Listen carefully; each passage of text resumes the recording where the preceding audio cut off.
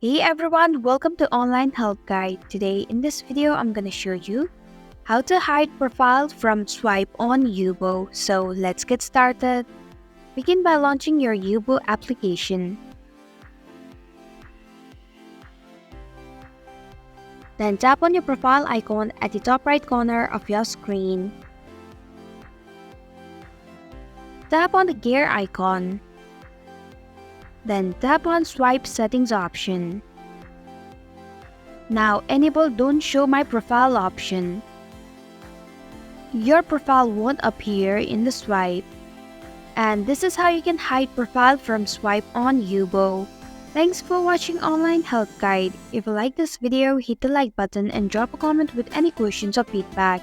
If you are new, subscribe and click the bell icon to stay updated on the future videos.